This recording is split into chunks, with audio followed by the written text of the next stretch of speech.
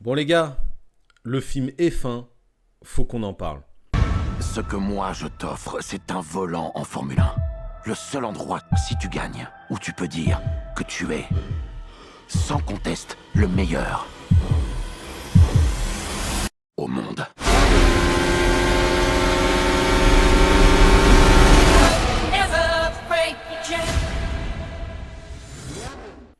Bonjour à toutes et à tous, j'espère que vous allez bien. Aujourd'hui pour cette deuxième critique de Faut qu'on en parle, on va parler du film de F1 réalisé par le célèbre Joseph Kosinski, pardon, je bafouille. Le Joseph Kosinski qui a réalisé Top Gun Maverick, qui a réalisé Tron Héritage et qui a réalisé aussi le dernier Twister que je n'ai pas osé regarder car pour moi il n'y a un seul Twister, c'est celui de 1998 je crois ou 99 qui était très très cool à regarder vraiment à l'époque, que je vous conseille. Du coup, le film est fin avec Brad Pitt qui m'a étonné d'ailleurs que ce soit avec lui.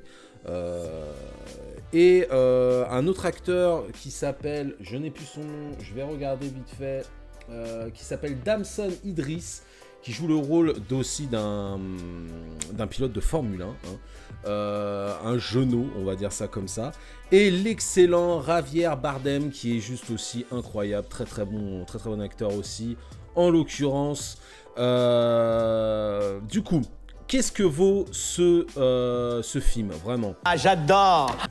Eh ben, moi qui suis pas du tout un gros fan de films de bagnole et de voitures en général, car je vous avouerai que j'en ai un petit peu rien à faire de tout ce qui est mécanique et de voitures en général, clairement, et ben je l'ai trouvé vraiment très très cool. Je pense que je me suis pris quand même une petite claque dans la gueule. Je pense que ça m'avait pas fait ça depuis le dernier film de voiture que j'avais vu qui s'appelait Le Mans 66 avec Christian Bale et Matt Damon. Alors beaucoup de gens l'ont critiqué, alors les gros fans de bagnole, tout ça ont critiqué le film. Moi personnellement je l'ai kiffé pour son spectacle, je ne l'ai pas kiffé pour l'histoire du Mans ou quoi que ce soit, pour l'histoire de comment il s'appelle, Ken Miles, tout ça. Mais bref, je pense que je ferai une vidéo aussi sur le Mans 66 parce que je trouve que c'était un excellent film et que j'ai passé un excellent moment. Bref, revenons sur F1. F1 vraiment, pour ma part, est dans le même style que le Mans. C'est hyper bien filmé, c'est super beau. Vraiment, visuellement, je me suis pris vraiment une claque dans la gueule. Il y a des effets de caméra et tout. J'ai trouvé ça super beau. Il y a des paysages, des plans de fou sur les circuits. Et ce qui est bien dans ce film-là, c'est qu'il ne te montre pas que les courses. Voilà. Il ne te montre pas que ça, il te montre aussi l'envers du décor. Donc ça veut dire qu'il te montre l'écurie, il te montre les backstage dans un sens en fait. Il te montre les stands, il te montre la fabrication des véhicules, l'amélioration des véhicules des F1 quoi. Et j'ai trouvé ça vraiment très très très sympathique à faire. À voir surtout, pas à faire parce que bon, c'est pas moi qui ai fait le film, mais à voir. Et derrière ça, l'histoire en elle-même, c'est pareil que comment il s'appelle, que Le Mans 66. Enfin, Le Mans 66, c'est pas non, c'est pas pareil. Le Mans 66, pour ma part, il y avait quand même l'histoire d'un personnage qui a vraiment existé. De deux personnages même. Là, les deux personnages, c'est des personnages de fiction. Brad Pitt et comment il s'appelle, et j'ai perdu son nom, Damson Idris, pardon. C'est des personnages vraiment fictifs. Par contre, ce qui est bien, c'est qu'ils n'ont pas pris des personnages, d'autres pilotes fictifs. Ils ont pris des vrais pilotes de F1. Tu peux avoir Max Verstappen, pardon. Tu peux avoir, tu as Lewis Hamilton, tu as Charles Leclerc, tu as Alonso. Que j'ai réussi à peu près à voir. Je crois que tu as même c'est Norris, je crois, parce que je vous avouerai que j'ai un petit peu perdu le fil sur la F1 depuis un petit moment, parce qu'à l'époque quand j'étais beaucoup plus jeune je regardais la F1 et depuis que c'est parti sur Canal je regardais plus, et là je me remets à peu près à jour, on va dire vite fait. Mais sinon voilà, ils ont vraiment pas pris d'autres pilotes fictifs, ils ont vraiment pris des vrais pilotes, et ça j'ai trouvé ça très très cool. Mais l'histoire de base, c'est vraiment basique. Voilà, comme j'ai dit, c'est basique. En gros, le personnage qui s'appelle dans le film, si je dis pas de bêtises, Sonny Hayes, si je dis pas le... Oh, Sonny Hayes, je crois, c'est ça. En gros, joué par Brad Pitt, est un pilote, était un pilote de F1 à l'époque, dans les années 80-90, je pense, si je dis pas de bêtises, parce que je l'ai vu il y a un petit moment déjà, le film. En gros, a mis sa carrière en pause, enfin non, même pas, il a pas mis sa carrière en pause, sa carrière a été, s'est arrêtée, de F1 s'est arrêtée, suite à un accident qu'il a eu,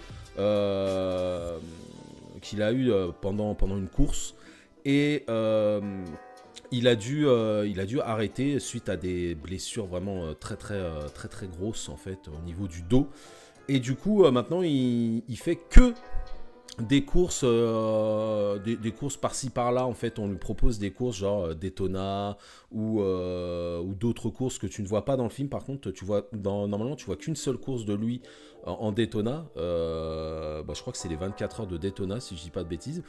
Et en gros, son pote qui est joué par Javier Bardem, qui s'appelle Ruben dans le jeu, va l'appeler et va lui demander de l'aider car son écurie est dans le rouge, est en faillite, car ils n'arrivent pas à gagner de course, littéralement. Que son poulain, donc qui est joué par Damson Idris, qui s'appelle Joshua Pierce, qui l'appelle JP, voilà, dans le film. En gros, c'est un peu plus une star qu'un pilote. Il aime bien être photographié, il aime bien être mis en avant. Et il est plus concentré là-dessus que sur les courses. Et du coup, ils n'arrivent pas à gagner. Et la voiture n'est pas au point. Du coup, ils appellent... son pote Ruben appelle Brad Pitt pour qu'il l'aide, car ça reste un très bon pilote dans tous les cas. Et derrière ça, il va avoir plein de péripéties et je n'ai pas envie de vous spoiler car ça ne sert à rien. Comme je vous ai dit dans la première vidéo, je ne suis pas là pour ça. En tout cas, voilà, l'histoire est clairement basique, c'est une histoire de voiture, vraiment il n'y a rien d'extraordinaire. Mais ce qui est ouf, c'est que les Américains, tu le vois tout de suite que c'est 100% américain. Les Américains, ils adorent mettre du spectacle. C'est ouf à quel point ils te font des ralentis, des trucs de ouf, mais pour rien. Et c'est ça que je trouve un petit peu dommage dans ce genre de film. C'est que des fois, il y a des personnages, on s'en fout, littéralement. Pourquoi vous les mettez en avant ? Voilà. J'ai pas compris. Mais à part ça, vraiment, le film en lui-même est une très bonne surprise. Voilà. En gros, vous n'allez pas vous ennuyer. Quand même, le film dure pratiquement 3 heures. Mais 3 heures où vraiment c'est du spectacle. Voilà. C'est du spectacle. Il y a une histoire à l'eau de rose. Il y a une histoire d'amour derrière. Mais vraiment, tu t'en fous. Les personnages en général sont très cool. Pas tous, mais il y en a qui sont vraiment incroyables. On a une excellente VF. Voilà, on a les comédiens de doublage qui sont incroyables. On a Jean-Pierre Michael qui fait la voix de Brad Pitt depuis des années. On a Jérémy Covillo, c'est ça, si je dis pas de bêtises, je ne veux pas... ouais, c'est ça, Jérémy Covillo, je ne veux pas brader son nom quand même. Qui est la voix de Ravière, qui est juste incroyable. C'est aussi la voix de Bowser dans Super Mario, le film. Ça a été la voix de Negan aussi. Bon, après, je vous avouerai que Walking Dead, moi, je les avais vus en VO à l'époque. Et j'ai commencé à les remater en VF. Il y a des voix en VF dans Walking Dead que je suis pas fan. Après, c'est mon point de vue, attention. Mais en tout cas, la VF dans ce film est juste incroyable. Il y a même Donald Renew qui fait la voix d'un journaliste. Vraiment, c'était incroyable. J'adore ce comédien de doublage là. Je les adore tous, hein, pratiquement. Vraiment, ils sont juste excellents. C'est insane ce qu'ils font. Voilà. Et pour moi part, quand je vois certains youtubeurs qui sont débiles et qui veulent retirer la VF pour mettre une IA à la place, moi je trouve ça complètement con. Pour ma part, attention. J'ai pas peur de le dire vraiment, mais laissez les comédiens de doublage en paix. Dans tous les cas, laissez-leur faire leur taf. On a la meilleure VF au monde. Voilà, on a la meilleure VF au monde dans tous les cas. Et c'est pas moi qui le dis, hein. Vous allez sur internet, vous allez le voir. Mais dans tous les cas, on a les meilleurs doubleurs au monde, pas la meilleure VF. On a les meilleurs comédiens de doublage au monde. Et vraiment, je ferai une vidéo sur eux parce qu'ils le méritent. Même si je pense que la vidéo ne fera pas de bruit, mais j'en ai rien à cirer, je le ferai quand même. Revenons quand même au film. En tout cas, F1, ça se termine très bien. Ils ont parlé d'une suite. Ils ont littéralement parlé d'une suite à ce film.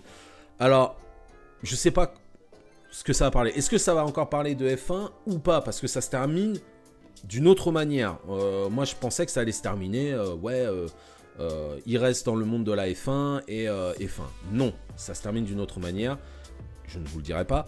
Mais dans tous les cas, ils ont prévu une suite parce que le film a quand même bien marché. Alors, il n'est pas sorti au cinéma, si je dis pas de bêtises. Il a été sorti direct sur Apple TV+, si je dis pas de bêtises, c'est ça? Ah non, il est sorti au cinéma. Non, je dis de la merde. Il est sorti au cinéma, mais c'est un film qui a été produit par Apple TV+, aussi, dans un sens. Et c'est un film qui a été aussi produit par Jerry Bruckheimer, qui est un gros producteur de films d'action. Ah non, il a été produit aussi par Apple Studio. Voilà, bon. Dans tous les cas, il y a toujours Apple dedans. Mais voilà, Jerry Bruckheimer, un très très gros producteur de films d'action, vraiment, le mec, il fait que ça. Et tu le sens direct hein, quand il est dans la production d'un film, tu le vois direct. Hein, c'est que de l'action pratiquement. C'est pas des films genre thriller ou des films à l'eau de rose hein, aussi. Mais voilà, tu sens que c'est américain, tu sens qu'ils sont là pour donner du spectacle et rien d'autre. Il y a pas l'histoire en elle-même. T'en as une, mais tu t'en fous. T'es là pour regarder un film de course et c'est tout. Il n'y a rien d'autre. C'est tout, vraiment. Il n'y a rien d'autre. Mais le film en lui-même est vraiment génial à mater. Je vous conseille vraiment de le regarder. Prenez 3 heures de votre temps. Voilà, comme je vous ai dit, il dure 2h45 ou 2h40, un truc comme ça. Mais voilà, c'est une très bonne surprise. Voilà, c'est une très belle surprise que j'ai vue. Je ne me suis pas ennuyé, pas une seule seconde, vraiment. À part quand t'as des passages à l'eau de rose où tu t'en fous. Mais je me suis vraiment pas ennuyé. Brad Pitt, toujours incroyable, hein, vraiment. Ce mec peut tout jouer. Faut dire la vérité, ce mec peut tout jouer. C'est un truc de fou. Cet acteur est juste incroyable. Il peut jouer un mec, un gitan dans Snatch complètement taré. Après, il peut te jouer je crois que c'est un colonel dans Inglourious Basterds qui est juste insane aussi. Ensuite, il peut te jouer un pilote de F1. C'est juste incroyable. Cet acteur peut tout jouer. Voilà. Donc, j'espère qu'il va continuer dans cette lancée-là. Et qui ne s'arrêtera pas hein, parce que bon après il commence à avoir de la bouteille hein, Brad Pitt, je crois il a 60 piges ou 50 piges. Il a quel âge Brad Pitt? Je vais regarder vite fait. Il a 61 ans Brad Pitt, voilà, il a 61 ans, voilà. Mais il peut tout jouer là, il y a Fight Club, il y a Once Upon a Time in Hollywood qui est juste incroyable de Quentin Tarantino. Il y a l'excellent Seven aussi. Après, il a joué quand même dans des merdes, hein, mais de base, voilà, il est là, voilà. Et il a joué aussi dans l'excellent L'Armée des 12 singes, qu'on ne parle pas beaucoup, mais il est juste incroyable. Voilà, en tout cas, pour ma part, vraiment, regardez ce film. Si vous êtes fan de bagnole, vous êtes là, ouais, mais attendez, comment ça se fait que ça se... Ne cherchez pas les petits détails. C'est un film de course, ne cherchez pas le petit truc. Bon, vous allez le faire quand même, je pense que je commence à vous connaître. Vous allez le faire quand même. Mais vraiment, passez juste un bon moment devant le film et kiffez. Moi, c'est tout ce que je peux vous donner comme conseil. Et kiffez aussi la VF, vraiment. Regardez-le en VF, ne le regardez pas en VO, regardez-le en VF, car ça mérite d'être regardé en VF. Et kiffer, voilà. Sur ce, moi je vais vous laisser là. N'hésitez pas à vous follow à la chaîne YouTube et mettez le petit pouce en l'air, pardon. Et je suis en stream en général tous les jours de 14h à 17h sur TikTok et Facebook. Sur TikTok et Twitch. Donc n'hésitez pas à aller faire un petit tour, voilà, et à balancer aussi le petit pouce en l'air, voilà. Et moi, je vous dis bah, à très bientôt pour une prochaine vidéo. Des bisous à vous. Et ciao, ciao, bye bye les loulous.